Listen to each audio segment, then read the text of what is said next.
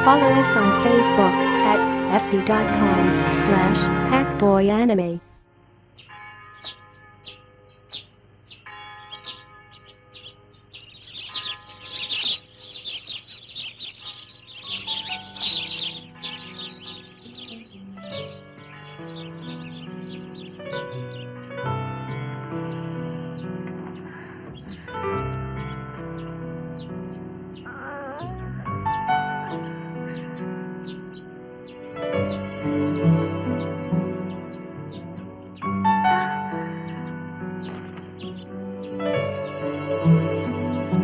Magandang umaga.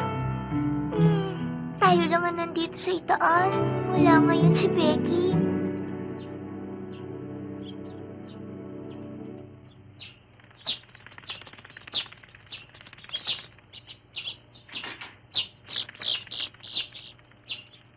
Sayang, lumipad yung mga ibon. Nahiya sa'yo.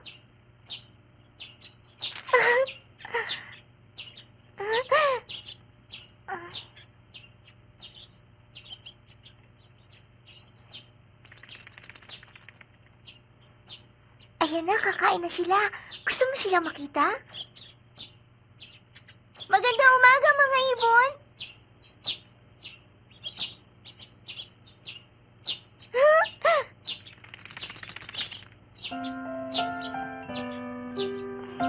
Pakinggan mo, Emily. Ang tahimik, hindi ba? Dati sa ganitong oras, bumabati na ako ng magandang umaga kay Becky. Sana may tumira sa kabila tapos babatiin natin sila tuwing umaga. Hindi bali, balang araw may titira din dyan. Tapos may mga anak yung lilipat dyan. Paminsan-minsan sisilip din sila dun sa bintana at babatiin natin sila. Magandang umaga!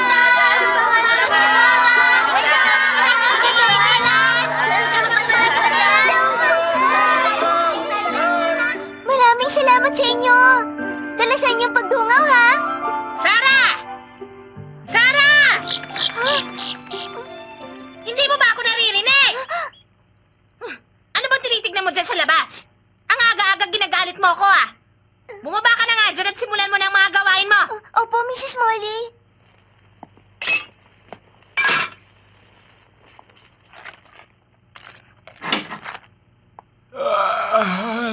Sarap ng tulog ko. Walang estudyante kaya wala masyadong trabaho. Magandang umaga po, Mr. James. Aba, maaga ka bang gumising at nagawa mo lahat ng biniling ko? Opo, Mr. James. Mabuti. Sarah! Ang sabi ni Miss Minchin, dalhan mo raw siya ng pagkain sa kwarto niya. Doon na lang siya mag-aalmusal. Opo, Mrs. Molly. Baka gusto rin magpadala ng almusal ni Miss Amelia sa kwarto niya. Tanungin mo na lang siya, ha? Sige po, tatanungin ko siya.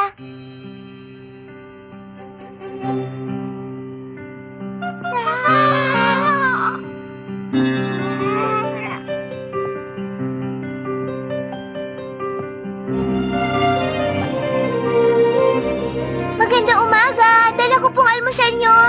Pumasok ka na. Ilagay mo dito sa harap ko. Opo.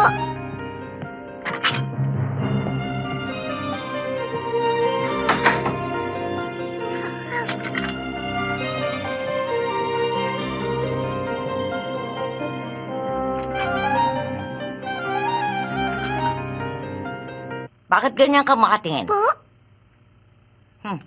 Naintindihan ko.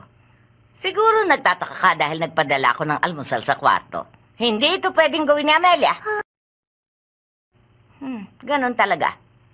Oo nga pa. Rumipa lidaralan. Mo yan.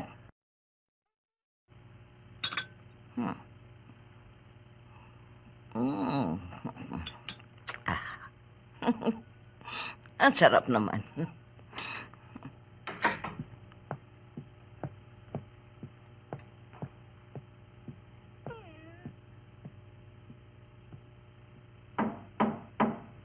Tuloy, bukas yan.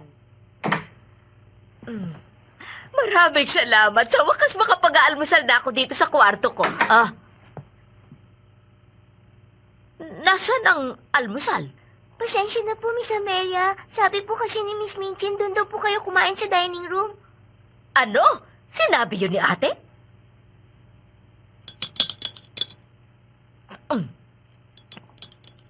Mr.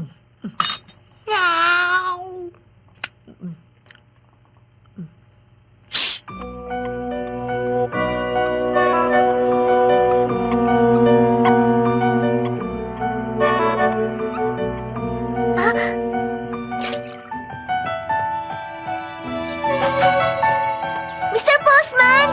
Good morning po! Good morning. Ito ang sulat niyo. Maraming salamat po. Aba, sinulatan ako ni Becky. Huh? Dear Miss Sarah, kumusta ka na? Ako maayos lang. Kahit nahihirapan ako, pinipilit ko pa rin magsulat.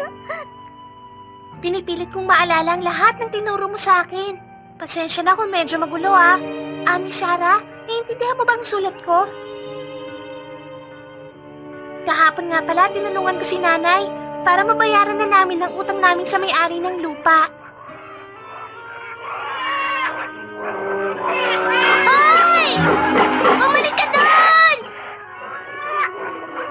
Bumalik ka! Hoy! Bumalik ka dyan! Kayo, lagi kayong susunod sa akin, ha? Salamat sa lahat ng tulong. Walang anuman. Karangalan namin na makapagtrabaho dito. Magaling din pala magtrabaho si Becky. Opo. HD encode by Carlolo 16. Nagtrabaho kami sa bukid nung may-ari ng lupa. Yun lang kasi ang paraan para mabayaran namin ang utang namin sa kanya. Hanggang doon pala, nagtatrabaho pa rin si Becky. Sarah, ano bang ginagawa mo dyan? Oras na para mamalengke. Opo, Miss Molly.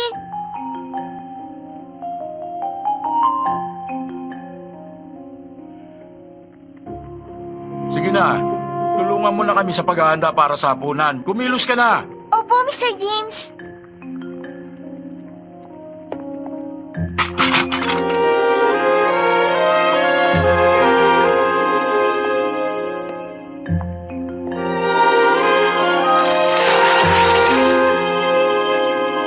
Sarah, mahal ang gas na ginagamit natin sa lampara.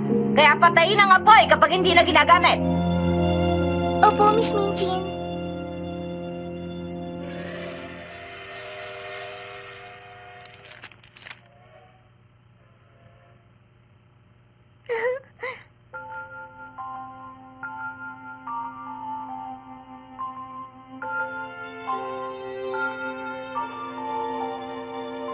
Kaninang umaga, maaga kaming gumising nila nanay at ng mga kapatid ko. Namitas kami ng gulay sa likod ng bahay namin.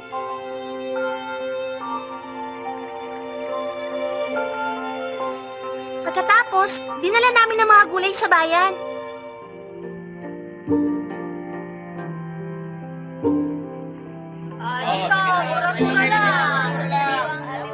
Gulay! Bili na po kayo ng sariwang gulay! Itlog! Ale, bumili na rin po kayo ng mga sariwang itlog ng bibe. Mga itlog po yan ng bibe namin. Kanina ko lang po yan kinuha. O sige, bigyan mo ako ng 5. 5 itlog. Salamat po. Bumili na rin po kayo ng lavender. Kapipitas ko lang po nito. Pwede niyo pong gamitin ito pantaboy ng mga insekto. Maraming salamat, Mrs.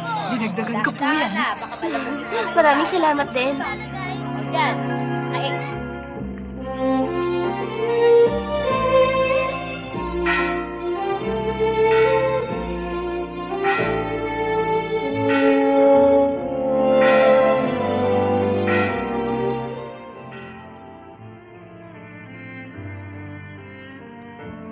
Nung umalis ako dito, hindi pa nakakatulong ang mga kapatid ko sa nanay namin. Pero ngayon malaki nang naitutulong nila sa mga gawain dito sa bahay. Natutuwa nga ang nanay ko sa kanila eh.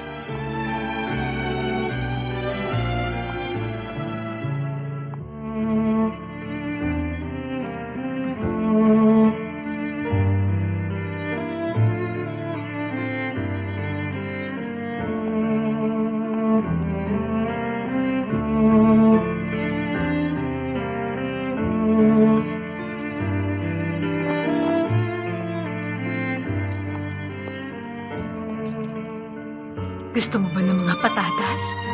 Opo, inay.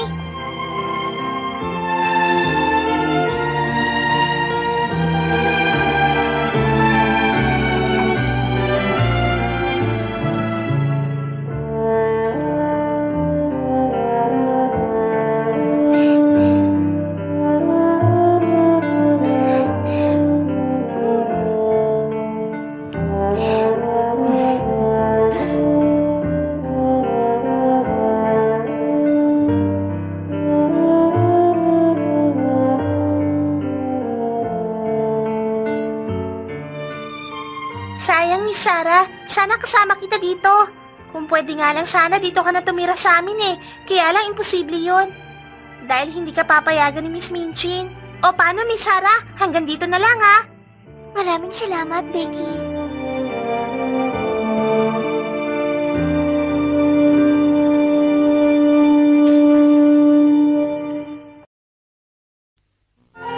Brought to you by Packboy Anime.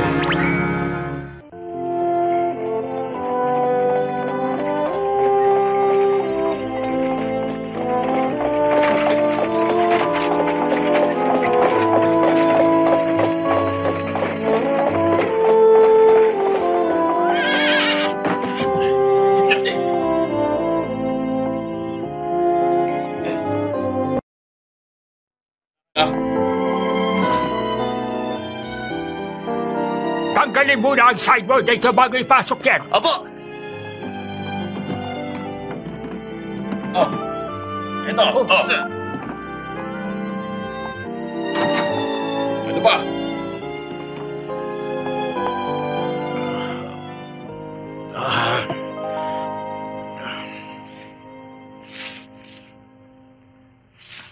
Ay, napakainit naman dito. Ay, oo nga. Isinawsaw ko na nga mga paa ko sa malamig na tubig eh.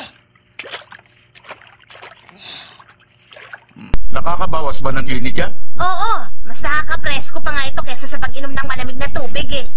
Talaga? Masubukan nga.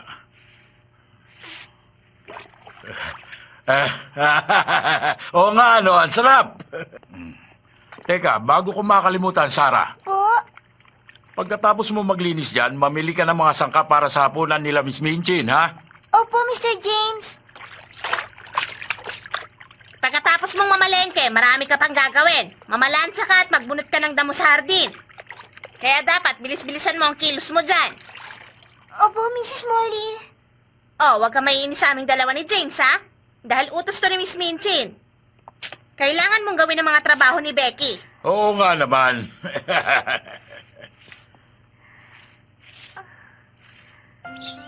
Packboy Anime.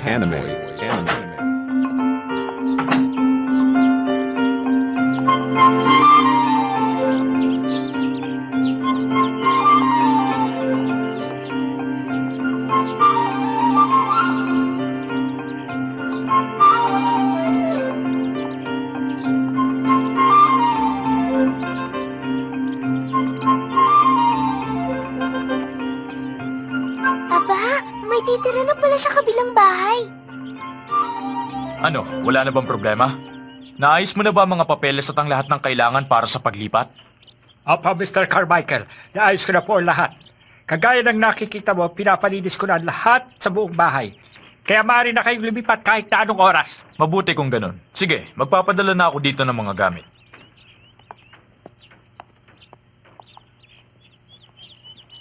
Kapag naayos na sa loob ang mga ipadadala kong gamit, tsaka palang pupunta si Mr. Crisford. Hihintay ko po ang pagdating niya. O paano? Maiwan ko na kayo. Sige po.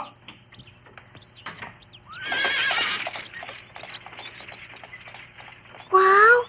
Mukhang mayaman at isang espesyal na tao ang lilipat sa kabilang bahay.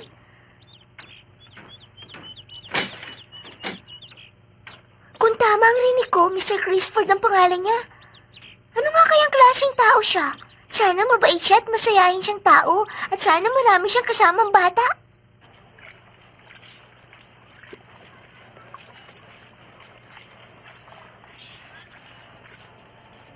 Ano? May titira na doon sa bahay na katabi ng dormitoryo nila Miss Minchin? Oo, Peter. Hindi ko pa nga alam kung gaano kalaki ang pamilya niya, pero sana nga marami siyang mga anak. Sigurado akong dudungaw sila sa bintana sa bandang atik. Kakaibiganin ko sila at ipakikilala ko sila kay Becky at Emily. Di na ako makapaghintay, Peter. Sana makalipat na agad sila. Oo nga, Sarah. Sana dumating na kaagad sila. Gusto ko na rin malaman kung anong klase mga tao magiging kapitbahay ninyo. Ha? Ayan na sila. Oo nga. Halika, tignan natin. Sige.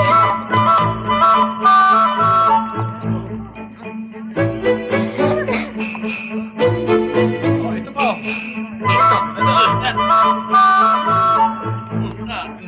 Ito.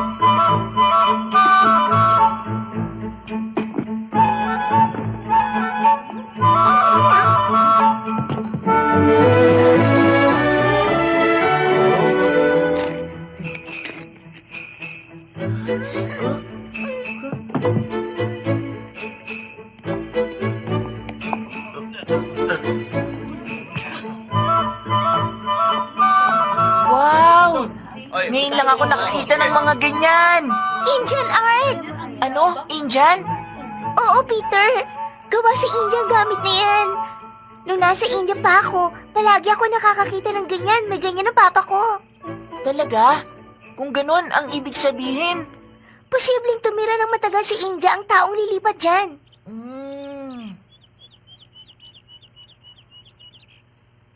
Maraming salamat, Peter. Babalitaan na lang kita pag nagkita tayo ulit.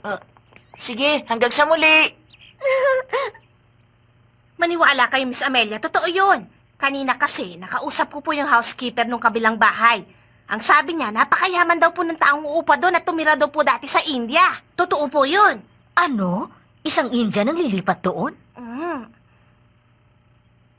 Pero ang sabi ng housekeeper, hindi pa raw niya nakikita ang taong titira sa bahay na yan. Yung abogado lang po ang laging niyang nakakausap. Ano nga kayang klaseng taong lilipat dyan? Kung ganun, hindi pa siya nagpapakita. Sa tingin ko, hindi totoo na mayaman siya. Nakita ko kasi yung mga gamit niya kanina. Wala namang kwenta yung mga yun, puro basura lang. Ano? Hindi po basura mga yun, Mr. James? Ha? Aba, Miss Sarah! Kanina ka pa ba nakatayo dyan? Kung hindi basura mga yun, ano ang itatawag mo doon? Ano po? Mga Indian art po yun, nakita niyo, Mr. James. Ano ka mo, Sarah? May mga ganon din po kasi ang papa ko sa kwarto niya doon sa India. Kaya alam ko na Indian art ang mga gamit na yun. Tulad ni Papa, na-appreciate ng taong lilipat dyan ng Indian art.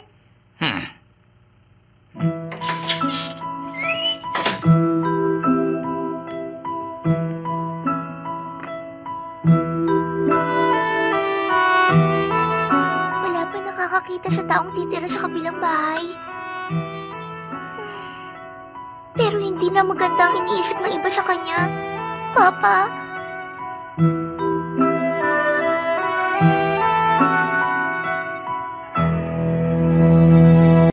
Sa tingin ko, walang kasama mga bata yung magiging bago nating kapitbahay. India?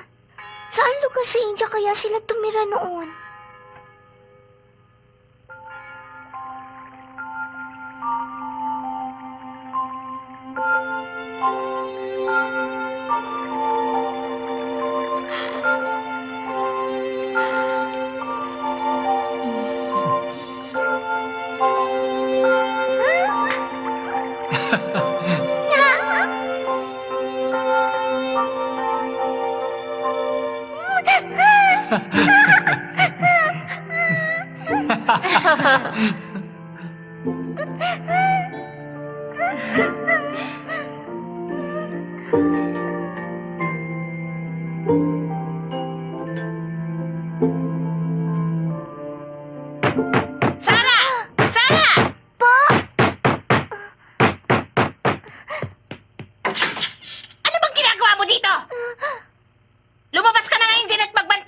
Siguraduhin mong hindi magtatapon ng basura sa bakuran natin yung naglilipat nating kapitbahay. Naintindihan mo? Opo. Bilisan mo, kumilos ka na!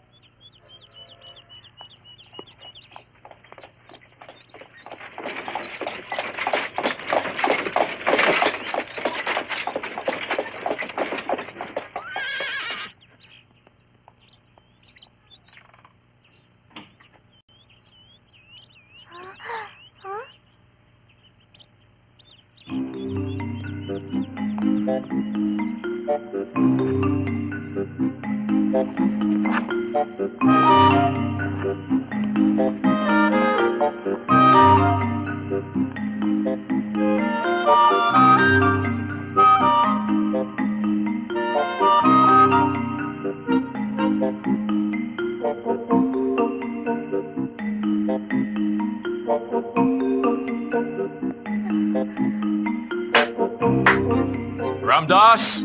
Ramdas!